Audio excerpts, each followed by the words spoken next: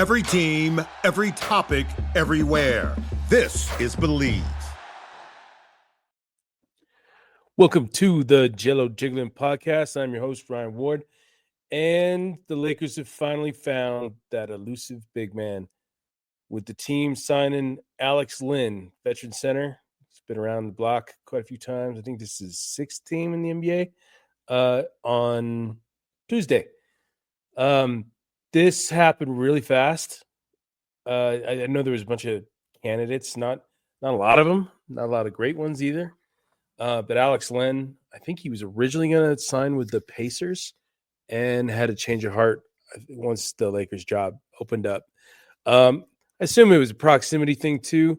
He'd been in Sacramento for the last 4 years? Since 2021. So, just a trip down the road, like he's probably already in California for, have his family or whatever. So it's easy transition instead of going all the way over to Indiana. And you get the benefit of like having Luka and LeBron to play with, right? The big men thrive with those two. And that was definitely put on display during Luka's debut earlier this week with Jaxson Hayes. Jaxson Hayes, who everybody's kind of thrown to the side because, he's not incredibly talented. And he is what he is already. He's a young kid. I think he's like 23, 24. It's pretty young. But he is what he is.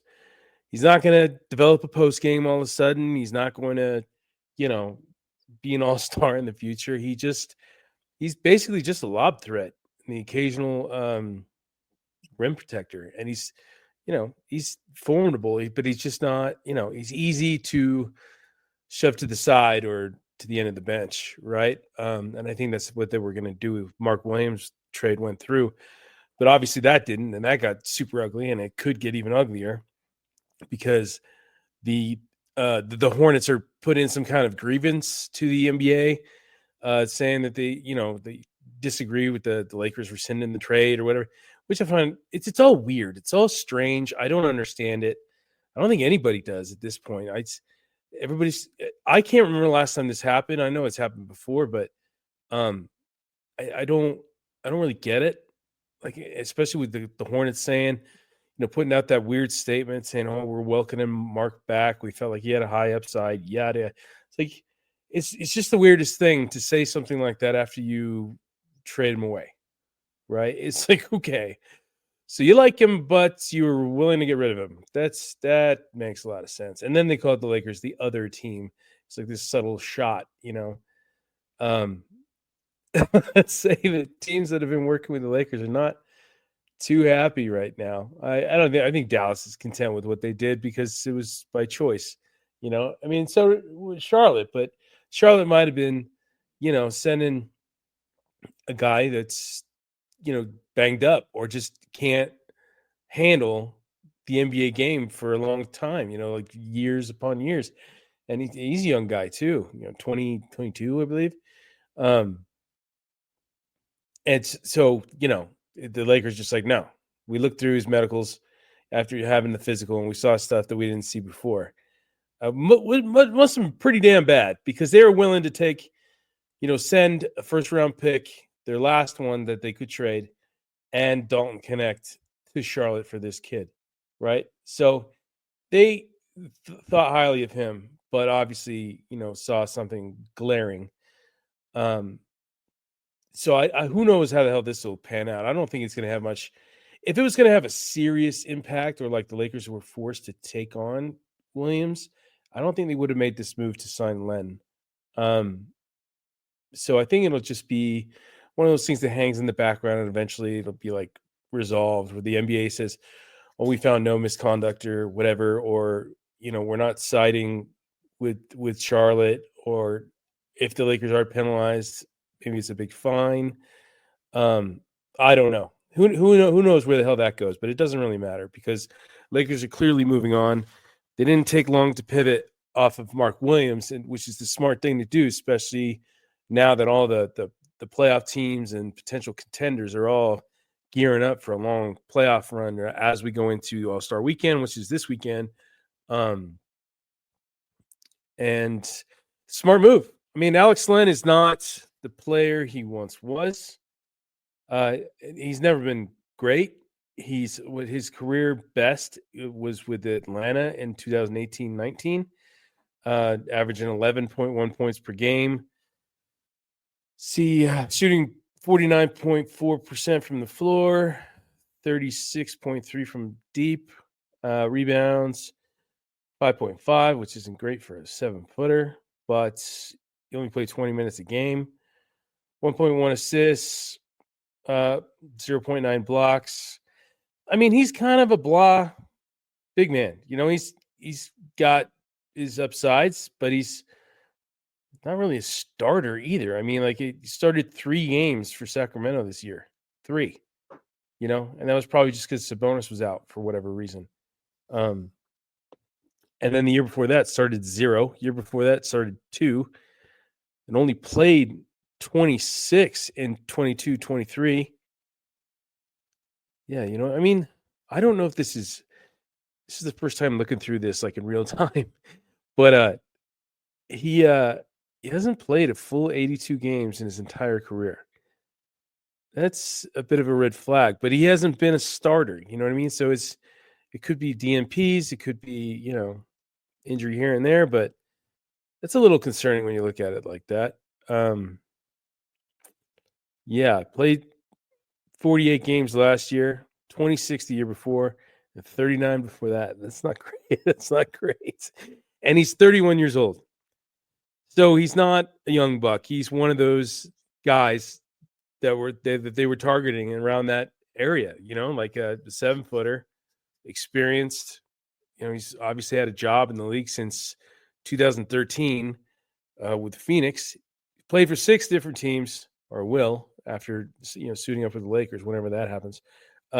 Phoenix, Atlanta, Sacramento, Washington, Toronto, and then back to Sacramento. So Phoenix, Atlanta, Sacramento, Washington, Toronto. Yeah, so 6 teams. When he suits up for the Lakers, and I doubt that'll be tonight in Utah. It'll probably. I mean, it makes perfect. If you notice, you'll notice all around the league, all these guys are getting ruled out for tonight. And I think there's a ton of games tonight. Like damn near every team is playing. And they're just doing it so the guys get extra rest. Guys can get on a plane and go wherever the hell they're going to go for a little mini vacation. Then obviously the All-Stars are headed up north to Golden State, where it'll be played this year. So that's LeBron. I don't believe Luka got the nod. I could be wrong, but I don't think. He played till what, Christmas? So let me look at that real quick. I don't think so. I don't think Luka is an All-Star this year.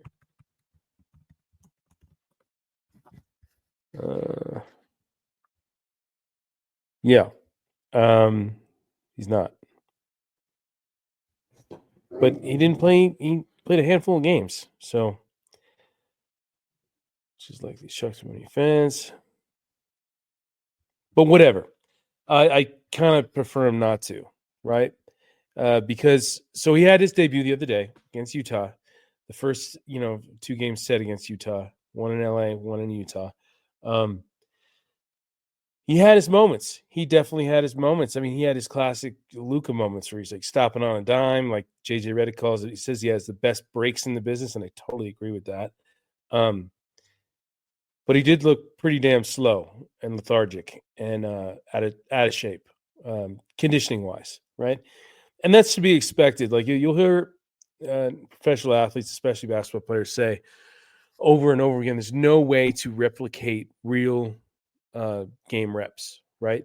You could do practices, you could do even like, a stint in the G League for a night, and it's just not the same. The speed's not the same. Everything's not the same. The crowd, just everything. You can't replicate it in any way, and you can't prepare for it. You just do your best to get there. And Luka's been out forever, almost 2 months. So I'm not surprised he looked slow. I mean, he's already slow, right?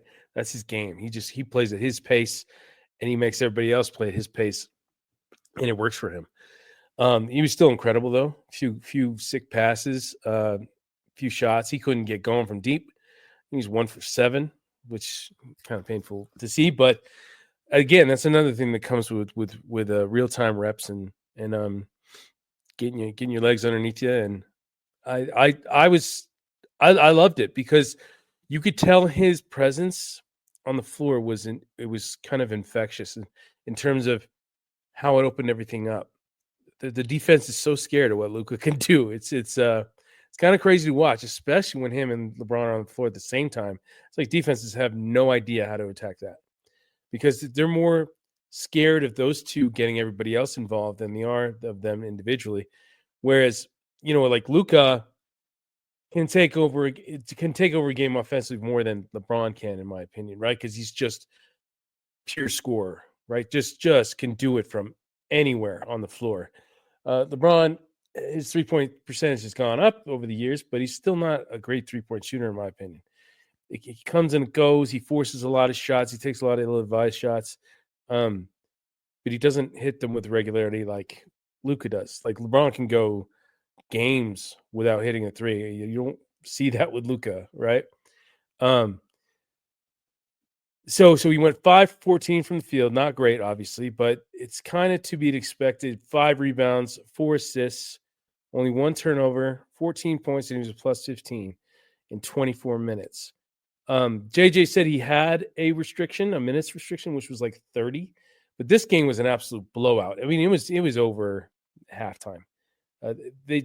Utah didn't stand a chance, and Utah's won 12 games all year, so they're tanking. They don't even care if their star players are on the floor. I mean, covering for RotoWire, I see all these injury reports across the league now, not just Lakers, and I see how they do their thing.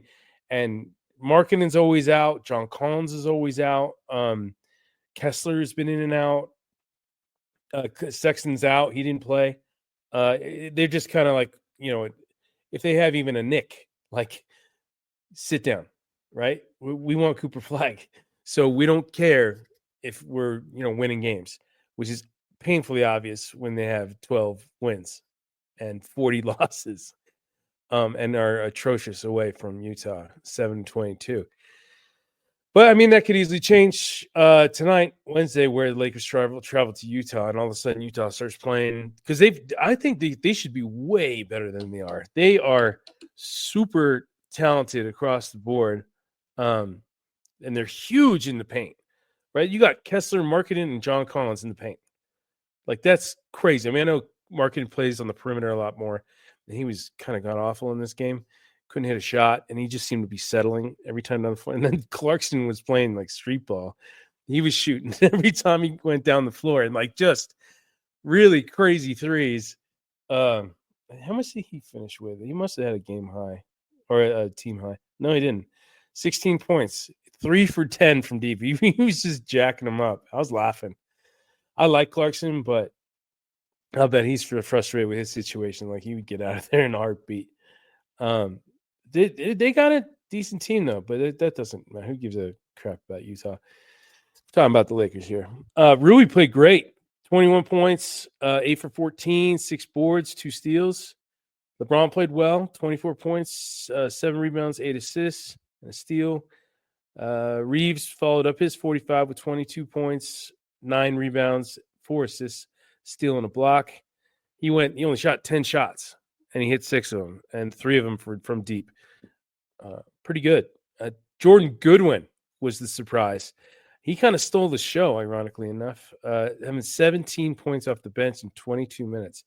He played so well that I think he's kind of played Shake Milton out of the rotation, which is kind of crazy because I thought Shake had potential, but Goodwin just seems like he's ready to ball right now, and he played really well. He only missed 3 shots, 8 for 11, 1 for 2 for deep, 8 boards, 2 steals, and he's a defensive-minded guard too. They need that desperately. In 22 minutes, I mean, that's just packing the stat sheet in a short amount of time.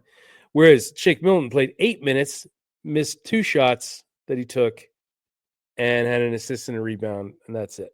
And he was a minus 14. He was the only player on the team outside of Markieff Morris who played 6 minutes that was a negative in the positive negative. Oh, wait, Trey Jemison as well on minus 11. And I like Jemison. He showed me something. He had 3 fouls in 7 minutes, which obviously is not great, but I like him. I think he's got potential. He's more of like an old school big, very physical, gets in your face. But I think you need guys like that. You kind of need an enforcer off the bench, and he fits that bill. See, Evando was probably had his worst game as a Laker this season. 17 minutes, 0 for 3, 0 points, 2 boards and an assist. He was a nothing out there. DFS kind of around the same. Like he had his moments defensively, 2 steals, 4 boards, but he only had 4 points, 1 assist, and he only hit 1 shot. He only took 4 though. Jaxson Hayes. Oh, I've been like a total advocate for the team, to bring on a new guy, a new big, right? Like Jaxson Hayes ain't gonna get it done, especially in the playoffs. He's just not. He can't get it done defensively. He's a big question mark offensively. But after watching this game, I'm like, this guy is going to get lob after lob after lob every time he's on the floor with Luka and LeBron. It's just going to be ridiculous. He went 6 for 6 from the floor, which I think might have been all lobs. 2 rebounds, which obviously you don't, which sucks for your big man. 2 assists, 3 steals, and a block. If he just does this every night, I think that's awesome. I think that's exactly what you need from him. Like I said, he's already reached his ceiling, in my opinion. He's not going to get better. I just think with this, he's just going to get the ball more because Luka will make his presence more aware, or make him more aware that he is open, right?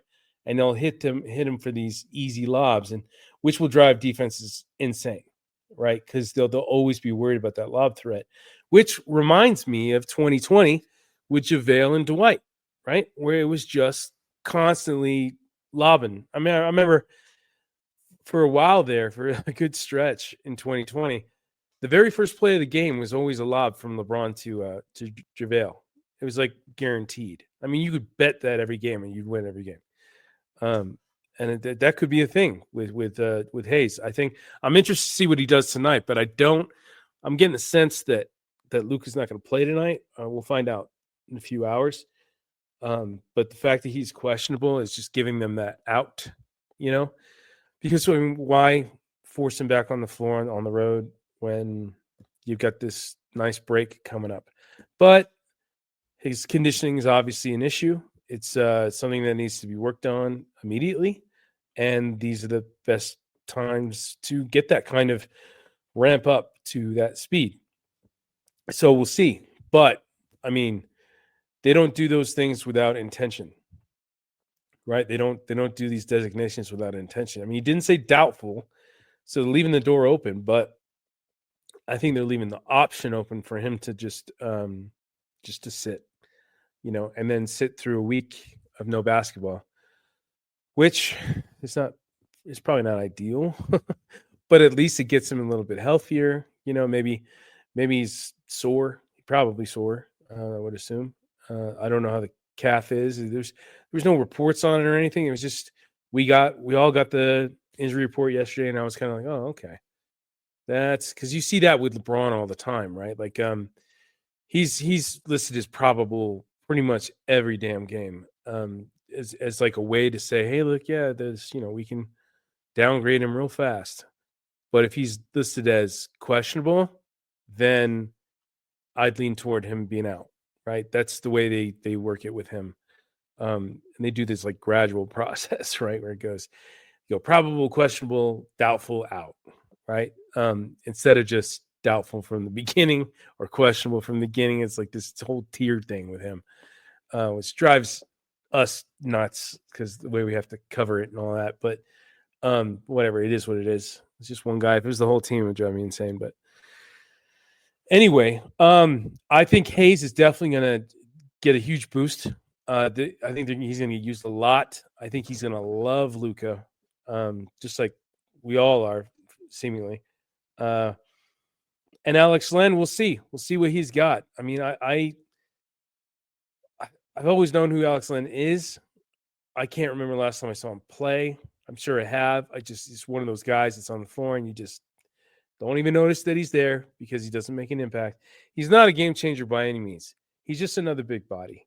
So, as usual, whenever the Lakers sign anybody, it could be Joe Schmo, the fan base is just going to pump him up, and act like, oh my God, we just got this guy. Yeah. And acting like it's going to change everything. It might not change anything. It just, literally might be 6 fouls and another body to throw out there. It might be that the case. Let's see. I'm going to go. Okay. I'm going to check out his career bests. Maybe this will give some perspective on Len. Let's see. Shout out to Real GM. You guys have an awesome website. Let's see. Points, career best 33 in 2019 against the Bucks. It's impressive considering it was probably against Giannis. Rebounds 19. It's not bad at all.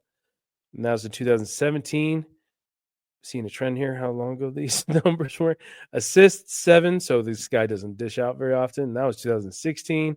Steals 4, 2014 against the Pacers.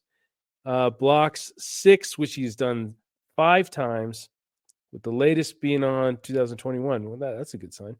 Offensive rebounds 9. What the hell? That was random. Siri just loves to jump in there whenever. Yeah. Go away, Siri. Anyway, let's see. 3-pointers made 6 in 2019. From looking at his stats, he doesn't look like a 3-point shooter at all. So he can obviously stretch the floor. You don't hit 6 threes. Like, in comparison, Jaxson Hayes is never even going to attempt more than 2 or 3 threes, right? And that'll be like a late shot clock situation, right? Where you just got to jack it up. So most made 6, most attempts 12, and both of those were in 2019 in the same game against the Bucks. Let's see what else would be interesting here. And then playoff career highs is much lower, but I think it's because of the teams that he played on weren't good teams. So playoff career high 12 points, 2021 against the Sixers, rebounds 7 and 23 against the Warriors. Yeah, that's not even worth talking about, to be honest. But it's a good thing. They got a big body, a capable guy. He's been in the league forever, knows his role, isn't going to play outside of his role, and who knows? He might, it might open things up if he can stretch the defense. Maybe he hasn't had that opportunity in the teams he's played for. Because, you think about it, all these guys on the team right now felt what it's like to have like crazy open shots because of LeBron, right? Drawing the defense and just finding them when they don't even know that they're open. That was another thing I saw in the debut. 2 things. One, LeBron throws that ball away more often than I've ever seen in his entire career. Like, some of the passes he made were awesome, and then others were like, whoa. You threw that way over his head or way to the left or way to the right to where he just seemed a bit out of sync. And then, he's 40 years old. Sometimes he makes you forget that.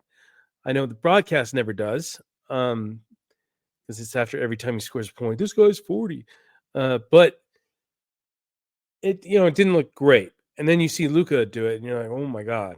It's like pinpoint, or like LeBron loves to say, on time, on target, right? Just every time down the floor, he is just crazy vision. But some of those guys weren't ready for it. and it just bounced off their hands. Like I was saying on the playback, because I was on playback with Trevor Lane, that they need to keep their damn hands up, right? It's whenever you play with a good passer and you're playing basketball, you always have to keep your hands up because you never know when you're going to get the ball because they're going to know you're open way before you do because they just have a unique talent to read the floor. And they'll see it way ahead of time. You know what I mean? And they'll even set you up without you even know you're getting set up, and they'll hit you. And that's how guys get the balls, bounced off their face and pause. But stuff like that. Like, it's right there, but they're just not ready for it. So I think that's going to be a thing that all those guys like Rui, Austin Reeves, maybe not so much Austin Reeves. I think he's pretty good about that, but Rui definitely. Rui's he's been great this year, and he's been hitting from three like no other. He's averaging over 40%. But he's stiff. He's not a great defender, and at times he looks a little lost when he doesn't have the ball. Right? He's not an off-ball guy. And that tends to happen with some guys like that, especially guys that are, all their shots come in the paint or, like the little jumpers here and there. And even though he's stretched the defense better than he ever has with his 3-point shot, which I'm sure will probably go up, I would assume, with Luka on the floor. Luka drawing, kicking, and stuff like that. Gabe Vincent, too. Gabe Vincent's been awesome. He played well. He hit some nice shots. All in all, I think this is going to be fun. I've said that 100 times. I'm going to continue to say it because Luka just makes the game that much more interesting, that much more fun. It's entertaining basketball. It's like Magic Johnson all over again, just like LeBron, but like, a much younger version of him and a much slower version. But the way he slows down the game is just crazy to me because he literally dictates the pace and does whatever the hell he wants to. It's crazy. And then even when it looks like he's stuck, like a defender has him locked down, he figures out a way to get that shot up with some space. It's his footwork's incredible. And his timing. He just knows how to manipulate defenders in a way I've seen before. I've seen with Kobe, but it's just different. It's just the pace of it is wild. Somebody said on our stream, like he looks like a 50-year-old rec ball, player that could barely move. It's kind of true, but he still impacted the game like incredibly in 24 minutes. But I hope he plays tonight. I don't want to wait another week to see him play again. I just put in a credential request for the game in Denver. That's where I'm at right now, taking care of fam. But him against Jokic, who are close. There's Max's.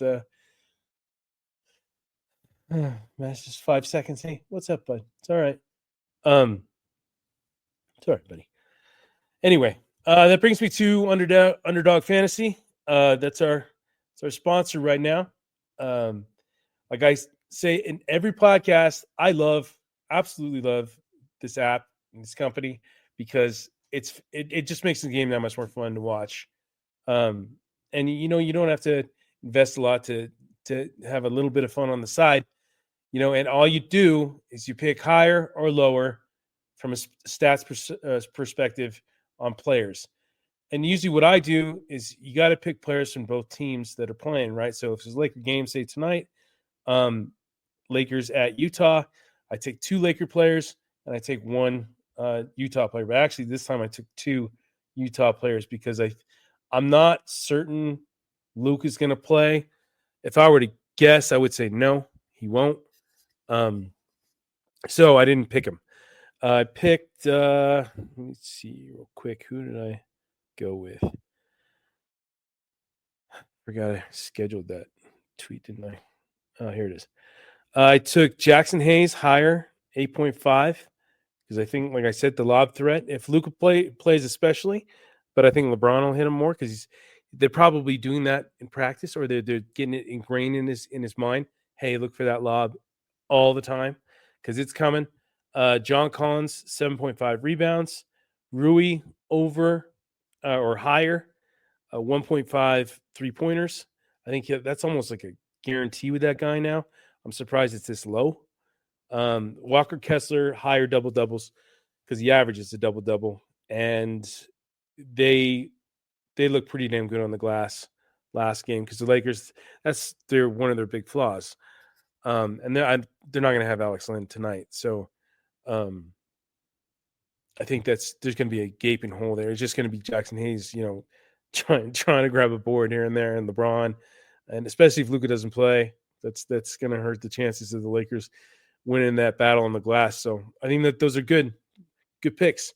So get on there, use our code Jigglin, JIGGLIN,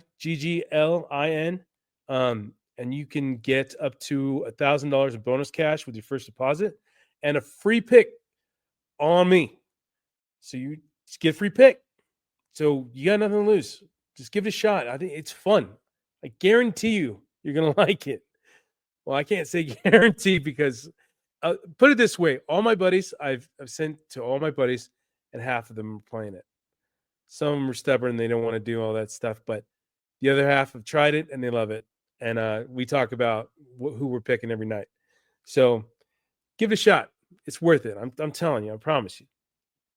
But till then, I don't know when I'll be on next because maybe after tonight's game, if Luka plays, it'll be interesting to break that down again.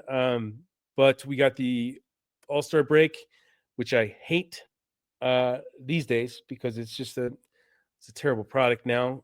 It's nobody really wants to play. It's just not fun to watch the All-Star game. 3-point shootout's the only thing I really look forward to, unless there's interesting guys in the dunk contest, and I think McClung is the only guy that I know. And you only do so many dunks, right? Like unless somebody's super creative. So I'm not. The only thing I look forward to is a little bit of time off, or just a little time away from basketball. But when's the next game here? Let me look, see when the next game is. I think it's a week from today, if I'm right. Let me see. So we got Utah tonight, and then it's a week from today against Charlotte, ironically, which should be interesting. It's in LA. I think it'd be more interesting if it was in Charlotte, but that'll be interesting, especially if Mark Williams plays, right? And then everybody's going to get a look at him, and I'm sure people will lose their minds if the guy goes off. But so it's in LA against Charlotte on Wednesday, February 19th. And then they got us the second game of a back-to-back in Portland on the 20th. And then the big one, Denver, on Saturday, which I hope I'll be in attendance, February 22nd. And then Tuesday against Dallas, which is also another big one. This is going to be an interesting stretch here for quite a few games, actually. 1, 2, 3, 4, 5, 6, 7, 8. So I'd say 7 out of the next 8 after Portland are going to be very interesting because they got Denver and then Dallas. Dallas will have an extra grind. Obviously, they won't have AD, but Kyrie might be enough. Minnesota, Clippers, New Orleans, which is a wash because that team is held together by duct tape at the moment. New York, and then in Boston on March 8th. That stretch right there will tell you whether or not this trade worked this season. I think long term it's going to work. I don't have any doubts about that. But the rest of the season is where I doubt it because I don't think the defense is going to hold up. But we'll see. Those are some great teams all in a row there outside of New Orleans. And it'll be a challenge every night. And it could really test them, especially if they're, getting blown out or something. Or Luka just looks totally out of shape, or LeBron gets fed up, or there's just so many things that could happen. But I think it's going to be interesting. That one in Denver will be that first game where you're like, okay, here's the true challenge. How do they contain Jokic? How do Luka and LeBron work off each other against a really good team, especially in Denver? So you got, the altitude thing is always something that impacts players when they come here. So we'll see. we'll see. I'm really looking forward to it. It's going to be a fun second half of the season. There's a lot of duds in there the rest of the way. You play Portland a few times, New Orleans a few times, Chicago twice, then the rest, Brooklyn, in Brooklyn. The rest is pretty tough competition. OKC, they got a crazy back-to-back in early April. Dallas again in April, in Dallas. So the way they finish is kind of rough. So just April. Golden State, New Orleans, which, like I said, is a wash. OKC in OKC. Dallas in Dallas. Houston, and then they finish it off in Portland, which is a nothing game. But that whole stretch, there's tough matchups. It's going to be super interesting to see how this all pans out. It really is. And whether or not Alex Len turns out to be a guy. He may not. We'll see. I say that all the time too, which I got to come up with a different friggin' phrase. But until next time, peeps, pay attention to this team because it's going to be some entertainment. See you. If you're a maintenance supervisor for a commercial property, you've had to deal with everything from leaky faucets to flickering light bulbs. But nothing's worse than that ancient boiler that's lived in the building since the day it was built, 50 years ago. It's enough to make anyone lose their cool. That's where Grainger comes in.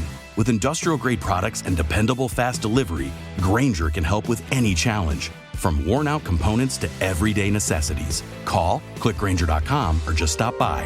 Grainger, for the ones who get it done.